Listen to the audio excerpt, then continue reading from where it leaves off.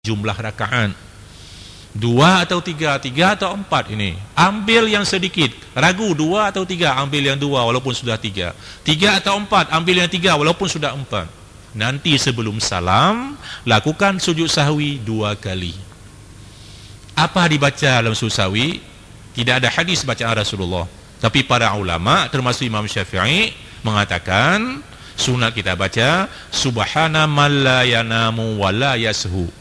Tidak tahu apa baca itu, baca aja subhanallah ala bihamdi sah. Nah, demikian jawaban bagi yang bertanya.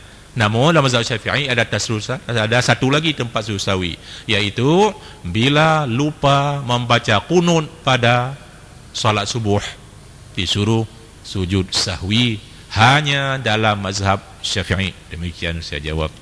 Iya, kita lanjutkan. Saya seorang PNS. Saya berniat menunaikan ibadah haji, tetapi saya masih ada kredit pada bank. Saya ke tanah suci bukan dengan wang kredit tersebut, tetapi dengan wang simpanan hasil jual tanah. Apakah sah bila saya ke sana sedangkan saya masih ada kredit pada bank? Daftar untuk haji bukan wang kredit, wang hasil jual tanah, namun masih tersangkut dengan kredit bank. Belum lunas kredit bank, bolehkah haji atau tidak? Seorang sahabat Rasulullah bernama Abdullah bin Abi Aufa. Beliau bertanya kepada Rasulullah, Sa'altu Rasulullah SAW anir rajuli lam yahijja awaisaqidul lil hajj. Kata Abdullah bin Aufa, saya bertanya kepada Rasulullah tentang seorang belum ke haji, bolehkah dia berutang untuk ke haji? Qala, Rasul menjawab, la, tidak boleh. Jadi orang yang berutang mendaftar uang utang daftar untuk ibadah haji tidak boleh, karena tidak ada istita'ah, belum ada kemampuan. Ke haji orang yang punya kemampuan, orang tidak mampu tidak wajib haji. Ini beda persoalan. Ke haji ada uang, namun ada kredit, mungkin dah beli kereta atau bikin rumah dan sebagainya, beda kasusnya. Hajinya sah silakan, namun mesti diingat harus ada yang menanggung utang anda. Nanti yang bertanya, bila, maaf, kita tidak tahu umur tangan Allah, tidak tahu kita kapan dipanggilnya, mungkin meninggal dana suci, siapa akan bayar utangnya? Jadi pesankan kepada keluarga, nanti kalau ini kita tidak tahu, ya, kalau nanti mungkin umurnya habis tanah suci, harus ada yang membayar utangnya dengan bank. Kalau tidak ada, ini kita berarti utang sangat berat. Silakan berangkat asal ada yang menanggung utang tadi. Demikian kita jawab. Selanjutnya adalah, kami orang nelayan ingin bertanya, kami berlayar ke laut kira-kira 6 jam perjalanan. Apakah kami bisa jamak qasar solat? Kadang-kadang kami tidak dapat ikan, terpaksa tidak pulang sampai 3 hari lebih. Apakah kami ini musafir dan bisa jamak qasar? Tolong Ustaz jawab pada malam Rabu depan tanggal 23, diperintah saya ini, supaya didengar oleh pelaut semuanya. Dari jamaah Gurah je besar, ya, di pertanyaan. Dalam Islam dibenarkan kita menjamak qasar salat itu kalau mazhab Syafi'i sejauh 2 marhalah, kurang lebih 80 km lebih. Ada mengatakan 84, 86, 89, beda. Yang jelas 80 km lebih.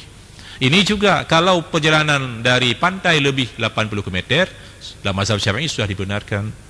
Tapi pendapat ulama lain dasar hadis Rasulullah beliau berangkat waktu haji wada' di Madinah, salat zuhurnya 4 rakaat.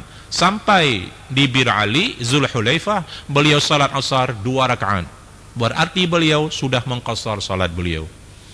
Jadi Rasulullah 12 km itu jauhnya antara Madinah dengan Zulhulaifah atau Bir Ali, 12 km.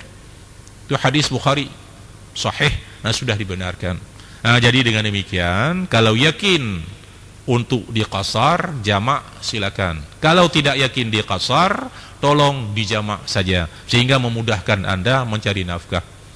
Ya, jamak saja antara 2 salat sulit sekali mungkin, di laut susah, apalagi dalam perjalanan, silakan dijamak. Karena jamak ini dibenarkan untuk orang-orang tertentu dalam kesulitan, termasuk tadi orang sakit boleh menjamak, orang sangat sibuk yang halal tapi bukan yang haram, itu dibenarkan menjamak.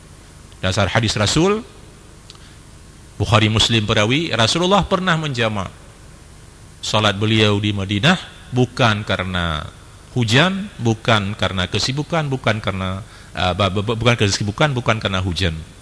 Diberikan kemudahan untuk umat beliau. Itu hadis. Ya, demikian kita jawab. Berikutnya adalah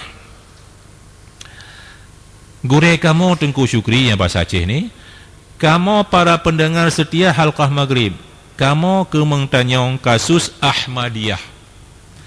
Harapan kamu bek tanpa berkembang pelajaran sesatnya di Nanggro Aceh. Ulama serta pejabat wajib bertindak tegas. Mudah-mudahan Aceh dan Indonesia umum tetap bejut ke orang yang beriman. Amin. Dari Lamno. Tengku SMS bak malam Rabu dro ceramahnya. Hana kamu laki maah. Ya, hana berkenan kamu laki maah. Terima kasih. Ini pertanyaan dari jauh ni ya. Nah, ya ini dari Lamno, bukan pertanyaan sebenarnya, pernyataan yang bahwa sekarang ini di Indonesia sudah begitu berkembang aliran sesat, ajaran sesat, termasuk di Aceh. Ya, Ahmadiyah di Aceh belum berkembang, masih sembunyi-sembunyi, mungkin ada 1-2. Ya, tetapi sekarang sudah berkembang yang lain lagi, yaitu mungkin pernah disinggung oleh penceramah yang lain, Millah Abraham. Berkembang nih, sudah berpuluh-puluh orang anak-anak remaja kita yang sudah masuk ke situ. Salat 5 waktu tidak wajib, yang wajib hanya 1 kali saja malam hari. Padamkan lampu, hidupkan lilin, renung kepada lilin tadi. Salat Jumaat tidak wajib, cukup diingat di hati saja. Syahadat berbeda dengan syahadat kita. Ada syahadat lain. Namanya disebut juga mubaligh, mukmin mubaligh nama mereka. Kalau mampu mengajarkan orang tuanya diajak ke situ, kalau yang perempuan diberi nama bidadari, yang laki-laki diberi nama nabi, rasul. Kalau banyak orang yang sudah sanggup diiringi masuk agama tadi, sudah berubah namanya pula menjadi Jibril dan sebagainya. Masya Allah, ini begitu berkembang sekarang pada orang-orang, anak-anak remaja kita. Hati-hati, kalau sudah ada kelainan itu segera dibawa ke jalan yang benar kembali. Saya yakin kalau anak-anak kita punya dasar, dia tidak akan ke sana. Tapi karena tidak ada dasar sama sekali, dia mudah terpengaruh kepada ajaran-ajaran yang demikian. Apalagi Aceh sekarang sudah termasuk daerah terbuka. Semua masuk. Salah-salah sedikit ham. Orang tua tidak boleh lagi pukul anak, kena ham. Ham itu Yahudi punya, bukan Islam punya itu. Islam punya ham sendiri. Kita terus mengadopsi, terima terus ajaran Yahudi Nasrani, terima terus ham. Paham ini lagi nya. Anak hanya li aja ayah hanya anak li. Murid batikulah hanya ayah dia ma baca ka kena hukuman guru. Masya-Allah. Hayu tat you know. Paham ke kaplan madu mana lagi nya. Karena kita beri peluang kepada yang tidak benar. Padahal Islam itu anak hanai temayang, ipo, yang hancur kena ham. La haula wala quwata illa billah. Terima laju ajaran Yahudi. Ini kenyataan sekarang ini. Maaf yang bengih dulu malamnya. Inilah kita dah jauh sekali sekarang ini. Masya Allah. Baca tu. Kalau kita salat jamaah di rumah, jamaahnya atau makmum saya sendiri, posisi berdiri saya di tengah imam atau di kiri imam, kedua-dua salah. Tuntunan Rasulullah, kalau jamaahnya makmumnya 1 orang, tempat berdiri sebelah kanan imam, bukan di belakang, bukan kiri, sebelah kanan imam, 1 jengkal di belakang imam, sebelah kanan. Kalau datang seorang lagi, mundur, wajib mundur yang makmum ini, sejajarkan di bawah belakang imam. Tetapi kalau perempuan bukan mahram, tidak boleh di samping laki-laki suami orang, di belakang sendiri. Kalau suami sendiri juga silakan sebelah kanannya. Demikian saya jawab tingkat karena waktu jualah memisahkan kita. InsyaAllah kita berjumpa kembali pada pertemuan yang akan datang. Wallahul muwafiq ila aqwamit thariq. Wassalamualaikum warahmatullahi wabarakatuh.